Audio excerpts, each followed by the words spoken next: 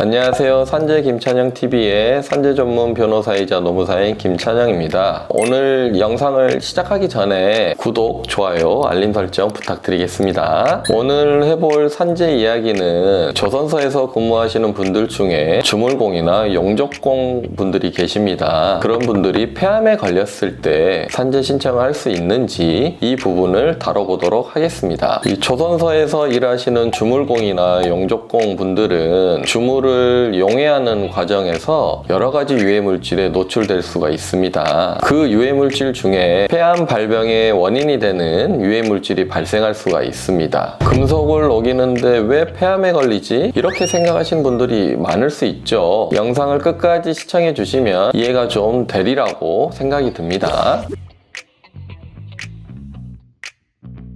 먼저 주물공정이란 금속을 뜨겁게 녹여서 원하는 주형에 넣고 금속을 원하는 제품을 만들어내는 과정입니다. 이 과정에서 주물공들이 금속을 뜨거운 온도에 녹여야 되죠. 그 녹이는 과정 중에 발생하는 유해물질이 방향족 탄화수소라는 게 있습니다. 이것이 발암물질이고 폐암을 발병하는 유해물질 중에 하나입니다. 그런데 이 방향족 탄화수소를 소량으로 섭취하는 것과는 다르게 업무 수행 중에 장기간 고농도로 노출이 될 수가 있거든요. 그러면 폐암의 강력한 발생 물질이 될 수 있습니다. 다음으로 공장 내에서 이러한 금속들을 운반을 하려면 지게차나 이런 운송수단을 쓰게 되잖아요. 지게차 등에서 발생하는 디젤 연소 물질이라는 게 있습니다. 이것도 폐암의 강력한 유해물질 중에 하나입니다. 그리고 주물공이나 용접공들이 일을 하다 보면 결정형 유리규산에 노출될 수가 있습니다. 이 결정형 유리규산은 국제암연구소에서 발표한 1급 발암물질입니다. 그리고 폐암을 발병시킬 수 있는 강력한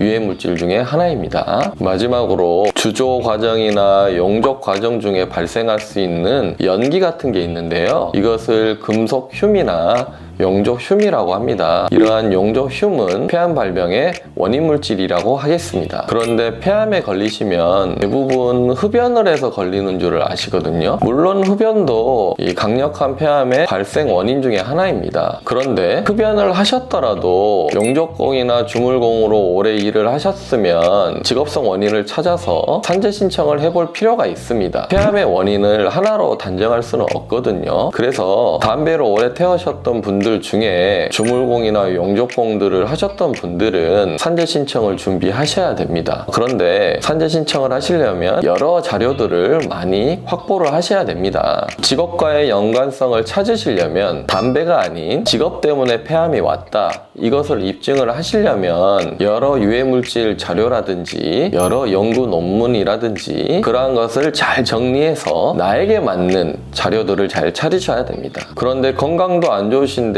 직접 준비하시기가 쉽지가 않죠. 안타깝게도 산재 승인을 받기 위한 입증 책임은 모두 근로자한테 있습니다. 이러한 것은 혼자 준비하시기 힘드니까 저 같은 전문가와 상담을 해보시는 게 좋습니다. 일반 개인이 아무런 준비 없이 내가 용접공을 좀 오래 했으니까 산재 신청을 해봐야겠다, 이렇게 해서 산재 신청을 하시다가 불승인이 나는 경우가 많습니다. 그러면 이제 소송을 하셔야 되거든요. 소송 가서 이기는 게 더 쉽지 않습니다. 그래서 최초의 산재 신청 단계부터 전문가의 조력을 받는 게 좋습니다. 케이스를 좀 살펴보도록 하겠습니다. 불승인된 케이스인데요. A라는 사람이 주물공으로 30년간 일을 하셨습니다. 그래서 폐암에 걸리셨는데요.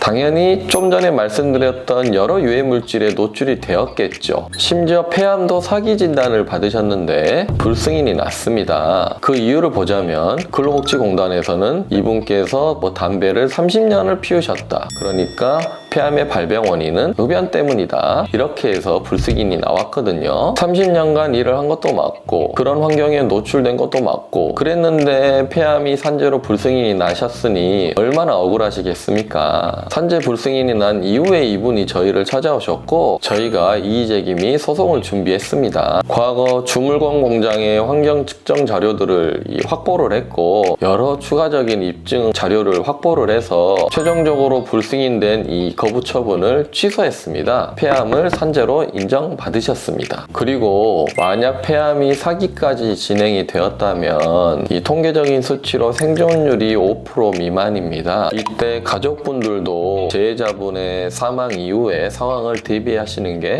좋습니다. 이 근로자께서 결국 사망하시게 되면 남은 가족분들이 산재 보상을 받을 수가 있거든요. 근데 여기서 하나 주의하셔야 될 점은 폐암을 산재로 승인받은 상태에서 이제 사망을 하시게 되면 당연히 그 사망이 산재로 보상이 나올 것으로 알고 계시는 분들이 많습니다. 보통 사망하시게 되면 이 유족 신청을 스스로 하시는 경우가 많아요. 물론 그렇게 해서 유족급여 신청이 승인 나시는 경우도 있겠지만 이 사망 자체는 폐암과 관계가 없다고 해서 불승인이 나는 경우도 많습니다. 사망까지 당연히 승인되는 게 아닙니다. 이제 이러한 경우에는 더 어렵게 됩니다. 그러니까 사망하시게 되더라도 무조건 산재가 된다고 생각하시지 말고 이 전문가의 조력을 받으시는 게 좋습니다. 왜 그러냐면 유족급여 같은 경우는 그 배우자분이 계신 경우에는 평생 배우자가 사망할 때까지 연금이 나옵니다. 배우자의 경제생활에 굉장히 중요하죠. 그러니까 어떻게 보면 배우자의 삶을 결정하는 가장 중요한 요소가 될 수 있는데 너무 쉽게 생각하셨다가 이 불승인이 나게 되면 굉장히 당황을 하시고 결국 소송까지 갈 확률이 높거든요. 근데 이제 소송까지 가게 되면 이길 확률도 더 떨어질 뿐만 아니라 몇 년이 걸릴 줄 모릅니다. 그러니까 처음부터 남은 유족분들이 전문가의 이 조력을 받아가면서 공단 단계에서 승인을 받으시는 게 제일 좋습니다. 물론 안 되면 소송까지 하셔야겠지만 이게 간단한 문제가 아니기 때문에 처음에 결정을 잘 하시길 바랍니다.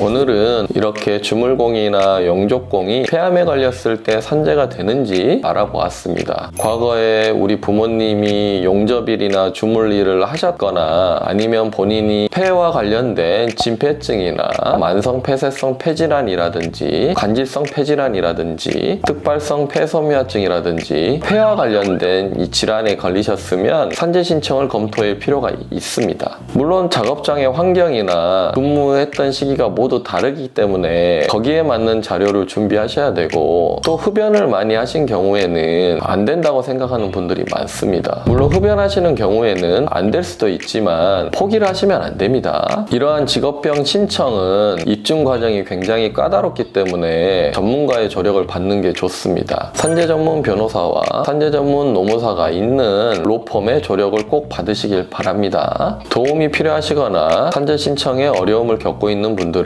아래 전화번호로 전화를 주시면 친절히 상담해 드리도록 하겠습니다. 본 영상이 도움이 되셨다면 좋아요, 구독, 알림 설정 부탁드리겠습니다. 감사합니다.